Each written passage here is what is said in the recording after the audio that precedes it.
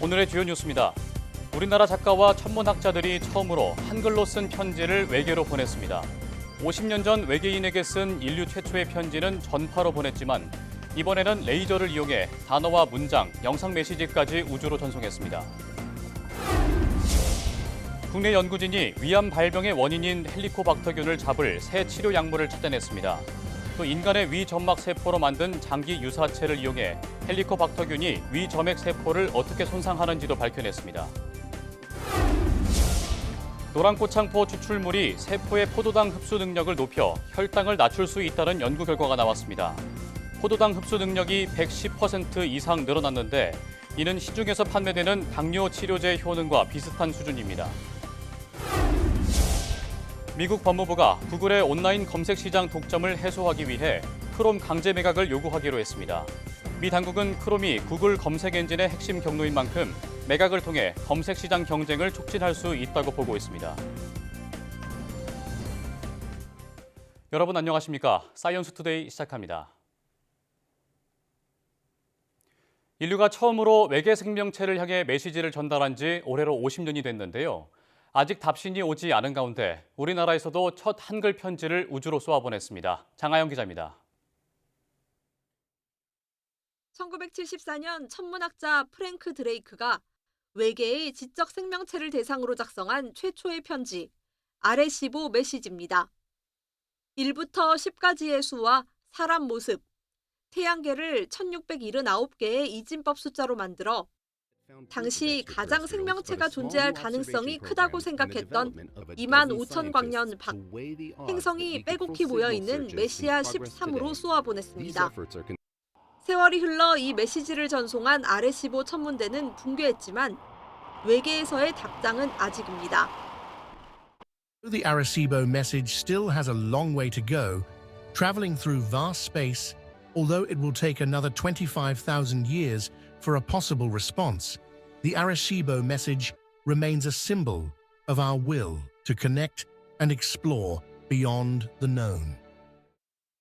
아레시보 메시지 50주년을 기념하며 우리나라 예술가와 천문학자들이 최초로 외계인에게 한글 편지를 보냈습니다. 우주, 별, 사랑, 외로움 같은 단어부터 우주에서 혼자인 우리는 외롭습니다 같은 문장까지 담았습니다. 그림을 가지고 단어를 설명하는 거예요. 마치 어린 아이에게 단어를 설명하는 것처럼 이제 정보를 구성하는 것이죠. 50년 전에는 전파로 메시지를 보냈지만 과학의 발전으로 영상 메시지를 레이저로 보낼 수 있게 됐습니다. 원혜표 작가님이 만들어준 영상을 무손실로 그냥 실시간으로 빠르게 우주로 전송할 수 있는 그런 장비라고 보시면 되겠습니다. 목적지는 7곳으로 늘었습니다. 50년 전에는 존재도 몰랐던 바위와 물이 있어 생명체가 존재할 가능성이 큰 외계 행성과 한국인이 찾아내고 한글 이름이 붙은 황성 백두와 외계 행성 한라가 포함됐습니다. YTN 강하영입니다. 러시아 시베리아의 얼음 속에서 3만여 년 전 빙하 시대에 살았던 새끼 고양이의 미라가 발견됐습니다. 러시아 과학 아카데미 등 연구팀은 러시아 바디아리카 강 부근 영구 동토층에서 약 3만 7천여 년 전에서 3만 5천여 년 전에 살았던 고양이과 동물을 발견했다고 밝혔습니다. CT 촬영 등을 통해 분석한 결과 미라화된 동물은 태어난 지 약 3주가 지난 호모테리움 라티덴스라는 동물로 현재는 멸종된 대형 고양이과 동물입니다. 새끼 사자와는 주둥이 모양이 다르고 입이 크고 귀는 작으며 목이 두껍고 앞발은 길며 2-3cm 길이의 수북한 털은 어두운 갈색을 띱니다. 연구팀은 미라의 머리와 상반신 부위가 거의 온전하게 보존돼 있었고 털은 놀랍도록 부드러웠다고 묘사했습니다. 또 현생 동물과 연결고리가 없는 멸종된 포유류의 외형이 자세히 드러난 건 고생물학 역사상 처음 있는 일이라고 설명했습니다. 의정 갈등의 핵심인 전공의와 의대생이 대거 포함된 대한의사협회 비상대책위원회가 출범했습니다. 의협 비대위는 의대 증원 정책 책임자 문책을 요구하며 여의정 협의체 참여에도 거리를 뒀습니다. 권민석 기자의 보도입니다. 대한의사협회 비상대책위원회가 비대위원 인선을 마무리하고 공식 활동을 시작했습니다. 위원 15명 가운데 6명, 40%를 사직한 전공의와 휴학한 의대생으로 채웠습니다. 특히 의대 증원 전면 백지화를 고수해온 박단 대표가 전면에 나서면서 전격적인 의정 대화를 기대하긴 어려워 보입니다. 박형욱 위원장도 여의정협의체 참여에 선을 그었습니다. 현재 여야의정협의체가 진행되는 상황을 볼 때 과연 저기서 저런 어떤 형태에서 유의미한 결과가 나올 수 있을지 굉장히 회의적입니다.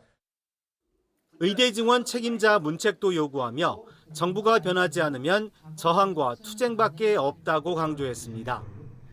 의대 교육 파행이 불보듯 뻔한데 이제 어쩔 수 없다고 해서 정부 정책에 찬성할 순 없다는 겁니다. 교육부가 교육이 불가능하다고 판단되면 어떤 방법을 통해서라도 입학을 정지시키거나 취소하는 방향으로 가야 된다고 생각합니다.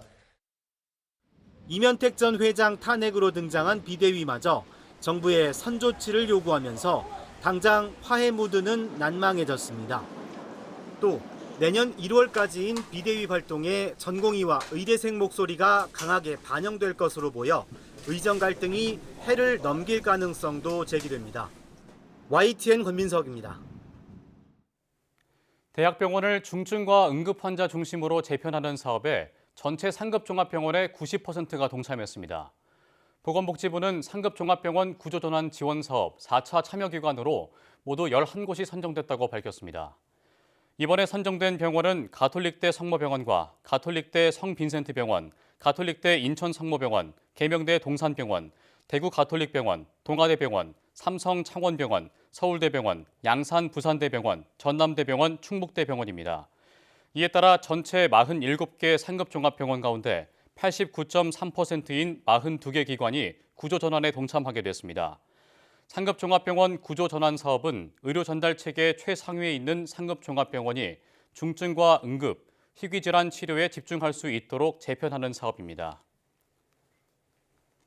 환경부 산하 국립낙동강 생물자원관은 담소식물인 노란꽃창포 추출물에서 세포의 포도당 흡수 능력을 높여 혈당을 낮출 수 있는 효능을 확인했다고 밝혔습니다. 근육세포 실험에서 노란꽃창포 추출물에 의해 포도당 흡수 효능이 높아졌고 특히 밀리리터당 25 마이크로그램 농도였을 때 포도당 흡수 능력이 111.4% 증가한 것이 관찰됐다고 설명했습니다. 연구진은 이 같은 포도당 흡수 능력이 시중에 판매되는 당뇨 치료제의 효능과 유사한 수준이라고 강조했습니다. 낙동강 생물자원관은 세포의 포도당 흡수 능력 향상이 당뇨병의 주요 원인을 개선하는 지표라는 점에서 노란꽃창포 추출물을 활용한 당뇨 개선용 조성물에 대해 특허를 출원했다고 전했습니다. 노란꽃창포는 붓꽃과에 속하는 관속식물로 우리나라를 포함해 동아시아 지역 습지에서 자생합니다.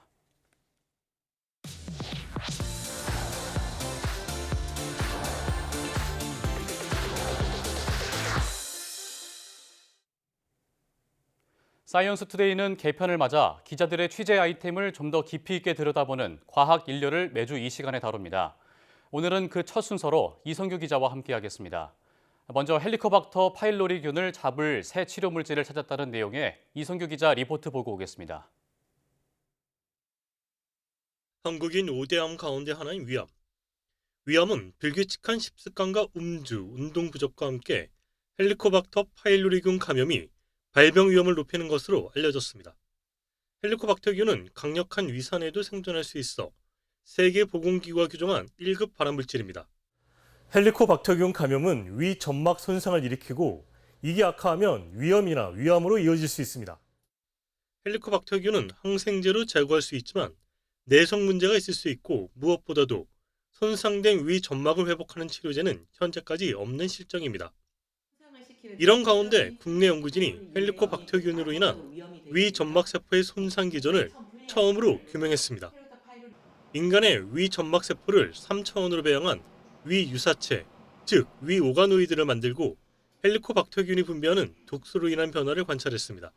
저희가 이번에 논문에서 발표한 것은 베게이라고 하는 독소 물질인데요. 에너지 대사를 담당하는 인체 소기관인데요. 이 미토콘드리아의 기능 이상을 유발하게 되어서 위 점막에 존재하는 세포들이 점점점 나빠지는 환경이 되는 거죠. 연구진은 한 발 나아가 헬리코박터균 감염으로 손상된 위 세포를 회복하는 특정 물질도 찾아냈습니다. 헬리코박터균 독소로 인해 미토콘드리아 기능이 손상되면 미토콘드리아가 잘게 잘리는데 이번에 발견한 물질은 이를 다시 연결해 미토콘드리아를 건강하게 만들고 점막 손상도 회복하는 원리입니다.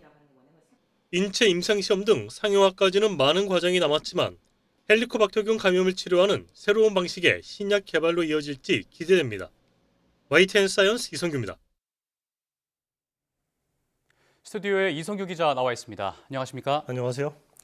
이 기자 우선 헬리코박터 이 파일로리균에 대해서 잘 모르시는 분들 있을 것 같아서 설명을 좀 부탁드릴게요. 헬리코박터 파일로리균 좀 발음하기도 힘든데 줄여서 이제 헬리코박터균이라고 하잖아요. 굉장히 잘 알려진 유명한 균인데 헬리코박터균을 얘기하면 우리가 항상 떠오르는 분이 있어요. 호주의 이제 베리마샬 박사라고 이분이 이제 이 헬리코박터균이 위궤양을 일으키는 원인균이라는 점을 규명을 해서 2005년에 노벨 생리의학상을 받기도 했었죠. 이 베리마샬 박사가 연구했던 시절이 이제 80년대인데 그 당시에는 이제 위는 강력한 위산을 분비해서 이 세균이 살 수 없는 환경이다 이런 인식이 지배적이었어요. 그래서 이 어떤 위궤양, 위암의 원인은 주로 이 스트레스나 이런 어떤 불규칙한 식습관 이런 것들이 주요 원인으로 꼽혔었는데 이 베리마샬 박사가 이 헬리코박터균을 발견하면서 그런 이제 통설이 뒤집혔던 거였죠. 그럼 어떻게 해서 이 헬리코박터균은 위에서 살 수 있는 건가요? 앞서 설명했지만 이제 위는 강력한 위산을 분비해서 미생물이 살기 굉장히 어려운 환경인데 헬리코박터균은 자체적으로 자기가 생성하는 물질이 있어가지고 이 물질들을 이용해서 그 위의 그 험난한 환경에서 생존할 수 있는 거거든요. 전문가 설명 한번 들어보겠습니다. 이 균주가 가지고 있는 특별한 독소 물질들이 좀 있습니다. 이 독소 물질들을 분비하면서 위산이 존재하는 아주 안 좋은 악조건에서도 이 균주는 살아갈 수 있고요. 살면서 또 인간의 위 점막을 손상시킬 수 있는 독소 물질들을 얘들이 내뿜는 거죠. 그러니까 이 헬리코박터균은 자체적으로 생존할 수 있는 특징이 있다는 건데요. 이 균에 감염되면 무조건 병에 걸리는 건가요? 결론부터 말씀드리면 꼭 그렇지는 않고요. 전 세계적으로 한 인구의 50% 정도가 이 균에 감염된 것으로 추정이 되고 있어요. 근데 이제 이 헬리코박터균에 감염이 되면은 위 점막 세포가 손상이 되고요. 이 이제 손상이 악화되면 위염으로 발전하고 이 위염이 더 심해지면 이제 위암으로 이어지는 거거든요. 그래서 이 헬리코박터균의 감염자는 일반인보다 위염 발생률이 한 3배에서 6배 정도 더 높아진다고 해요. 그래서 세계보건기구가 헬리코박터를 그 1급 발암 물질로 지정하기도 했었죠. 이 헬리코박터균에 대해서 지금 대화를 나누고 있는데요. 리포트 내용을 보니까 오가노이드라는 게 나와요. 이게 좀 낯선 용어인데 설명을 좀 해주세요. 우리가 이제 위나 뭐 폐, 심장 등을 장기라고 하잖아요, 우리말로. 장기가 영어로 올간이잖아요. 이 올간에 이제 우리가 오가노이드라고 해서 이제 장기랑 비슷한 거다. 장기 유사체다. 이런 의미고요. 위 오가노이드는 위의 기능을 이렇게 모사한 그 위 모사체다 이렇게 볼 수가 있습니다. 위를 모사한 일종의 위 유사체다 이렇게 보면 되겠네요. 그럼 이 위 오가노이드는 어떻게 만들어지는 걸까요? 우리 몸의 어떤 기본 단위는 세포잖아요. 그래서 이 세포들이 뭐 얽히고 살피면서 장기를 이루는 거잖아요. 기본적으로 이 오가노이드는 장기 모사체잖아요. 얘도 이제 세포로 만드는데 중요한 게 우리 세포가 우리 몸에서 이렇게 2차원적으로 평면으로 존재하는 게 아니라 이렇게 3차원으로 입체적인 모양으로 존재하잖아요. 이 오가노이드의 핵심은 이 세포들을 3차원 모양으로 만드는 건데 전문가 설명 한번 들어보겠습니다.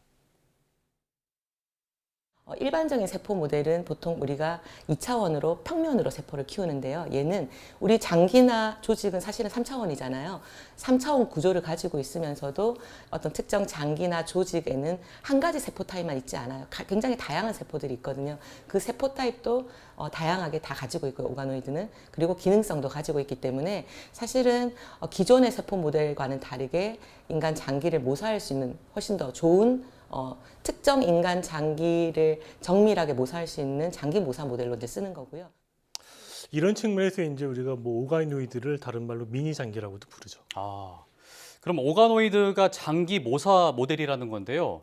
바이오 연구 분야에서 이 오가노이드를 활용하게 되면 어떤 장점이 있는 건가요? 그러니까 기존에 이제 우리가 바이오 연구를 할 때 예. 보통 이제 생제와 같은 동물 모델들을 많이 이용을 했었잖아요. 예. 근데 이제 생제만 하더라도 인간하고 좀 거리가 있어요, 종간. 그래서 연구를 하다 보면 좀 한계가 있거든요. 예. 근데 예를 들어서 위 오가노이드를 우리가 활용한다면 위 오가노이드는 인간의 위를 모사한, 기능적으로 모사한 거잖아요. 그러니까 위 오가노이드에서 나온 연구 성과가 실제로 인간에게서도 비슷하게 나타날 거다. 이렇게 예상을 할 수가 있고요. 예. 이 같은 맥락에서 이 위 오가노이드나 뭐 다른 오가노이드를 이용해서 신약 후보 물질을 발굴한다고 하면은 이렇게 발굴한 물질은 실제로 인체 임상 시험에 적용했을 경우에 더 효과가 비례할 것이다. 우리가 이렇게 추측할 수가 있죠. 예. 왜냐하면 우리가 이 개발 중인 신약 후보 물질을 인간에게 투여하려면은 인체 임상 시험 단계까지 가야 되는데, 예. 근데 마지막 단계거든요.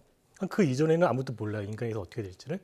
근데 인간의 어떤 그 장기와 유사한 걸 우리가 만들어서 거기서 효능이나 어떤 부작용을 미리 테스트를 해본다면은 이게 실제로 사람한테도 비슷하게 있을 것이다. 이렇게 우리가 추측할 수 있는 거죠. 예.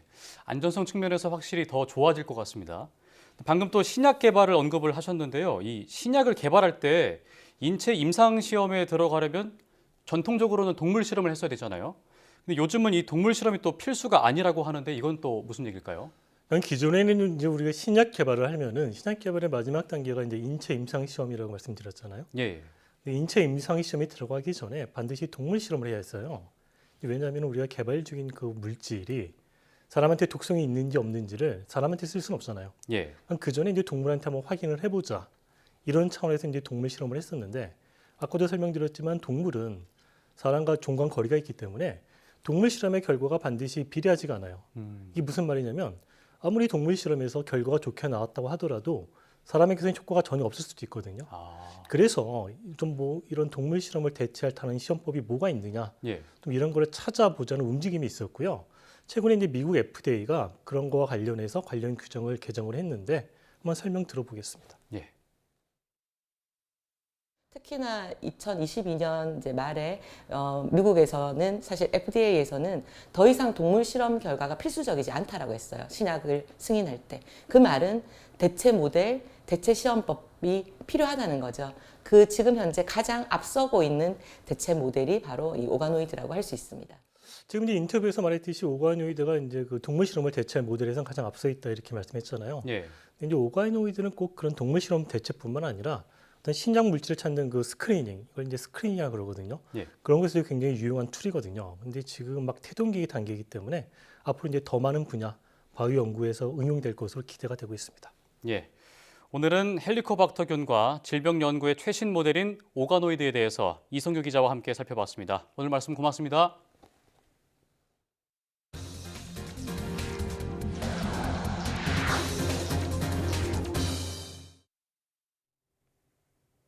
미국 법무부가 구글의 온라인 검색 시장 독점을 해소하기 위해 웹브라우저 크롬의 강제 매각을 요구하기로 했다고 블룸버그 통신이 현지 시간 18일 보도했습니다.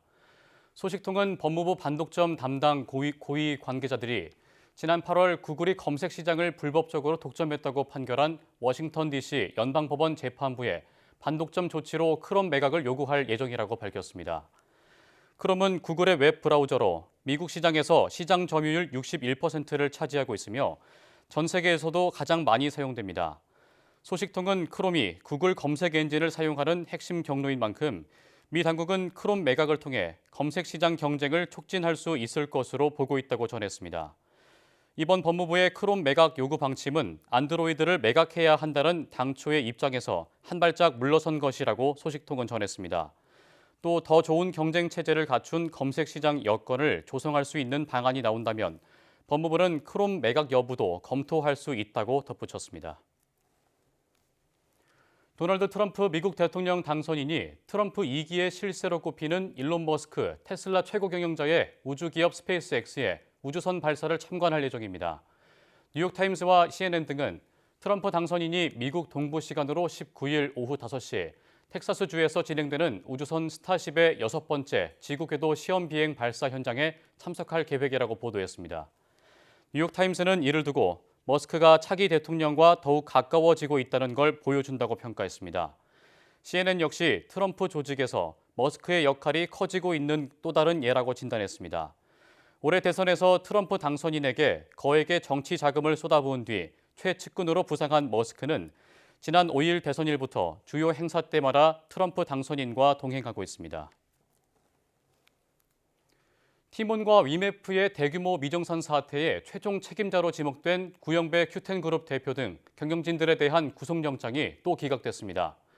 피해자들은 상식적이지 않은 판단이라고 반발했는데 수사 차질 우려가 나옵니다. 김태원 기자입니다. 구영배 큐텐그룹 대표와 유아연, 유광진 티메프 대표가 한 달 만에 또 한 번 구속 위기를 면했습니다. 법원은 사기와 횡령, 배임 혐의로 구속영장이 청구된 구 대표 등에 대해 범죄 성립 여부를 다툴 여지가 있다고 밝혔습니다. 또 한 차례 영장이 기각된 뒤 이들이 실제로 증거를 없애거나 달아나려고 시도하지 않았다는 점도 근거가 됐습니다. 앞서 법원은 지난달에도 이들에 대해 청구된 구속영장을 혐의 소명이 부족하다는 이유로 기각했는데 판단이 크게 달라지지 않은 겁니다. 이들의 구속을 촉구하며 법원 앞에서 농성을 벌이기도 한 피해자들은 기업인들에게 유리한 판단을 내린 재판부 결정이 아쉽다고 말했습니다. 또 구속되지 않는다고 해서 죄가 사라지는 건 아니라면서 향후 검찰 수사에 적극적으로 협조하겠다고 덧붙였습니다. 그 추위에 몇백 명이 돌아가면서 지금 저희가 시위까지 했었는데 과연 피해자들 목소리를 듣기는 한 건가? 이런 부분에 이제 좀 굉장히 좀 서운한 말들이 많이 오갔습니다. 구 대표 등은 1조 5,950억 원 상당의 티몬, 위메프 정산 대금을 피해자들에게 돌려주지 않고 미국 전자상거래 회사를 인수하기 위해 회사 돈 800억 원을 빼돌린 혐의 등을 받습니다. 이미 빚이 쌓여가던 티몬과 위메프를 쥐어짜게 한 명백한 자금 유출 범죄로 평범한 이커머스 기업 운영과는 다르다는 겁니다. 핵심 피의자 신병을 확보해 다른 계열사와 관계자들로 수사를 확대하겠다는 게 검찰 계획이었지만 잇따른 영장 기각에 수사 동력이 떨어질 수 있다는 우려도 나옵니다. 이에 대해 검찰 관계자는 기각 사유를 면밀히 검토한 뒤 정해진 절차에 따라 차질 없이 수사를 진행하겠다고 밝혔습니다. YTN 김태원입니다. 정부가 연구자 중심의 연구 개발을 지원하고 기술 사업화 생태계 조성 등을 위해 현장 연구자들의 이야기를 듣기로 했습니다. 과학기술정보통신부는 한국과학기술단체 총연합회에 등록된 학술단체 가운데 주요 학회 80여 개를 대상으로 앞으로 2주 동안 6차례에 걸쳐 릴레이 간담회를 진행한다고 밝혔습니다. 간담회는 참석한 학회들이 연구개발 현장의 기대와 건의사항을 전달하며 유상임 장관과 함께 100분간 자유롭게 질의토론하는 방식으로 진행됩니다. 유상임 과기정통부 장관은 1차 간담회에서 각 학회가 생각하는 분야별 선도형 연구개발 과제를 제안해달라고 요청하고 과제 기획과 평가 과정 참여, 글로벌 수준 국내외 연구자 발굴, 추천 등에 대해 협력을 당부했습니다. 과기정통부는 이번에 제안된 건의사항을 검토해 정책과 R&D 사업에 반영하고 현장과 동떨어진 제도를 개선하겠다고 밝혔습니다. 그럼 이어서 유상임 과학기술정보통신부 장관의 말 직접 들어보겠습니다. R&D가 미래 성장 동력이 되기 위해서는 철저한 기획으로 혁신적 연구의 성공 가능성을 높이고 최고 전문가들의 심도 있는 평가를 통해서 창의적이고 도전적 연구를 장려하는 것이 중요하다고 생각합니다. 아울러 국내 연구자와 협업할 수 있는 최고 수준의 해외 연구자들도 발굴할 수 있도록 학회에 적극적인 역할을 당부드립니다.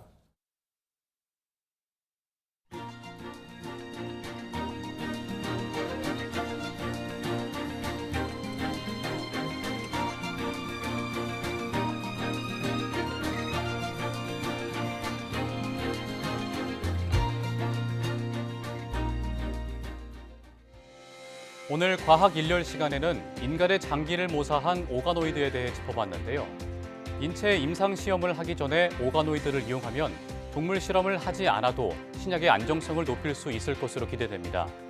하지만 아직 동물 실험을 완전히 대체할 수는 없는 만큼 대체 실험 기술에 대한 연구 지원도 꾸준히 이루어져야겠습니다. 뉴스 마칩니다. 고맙습니다.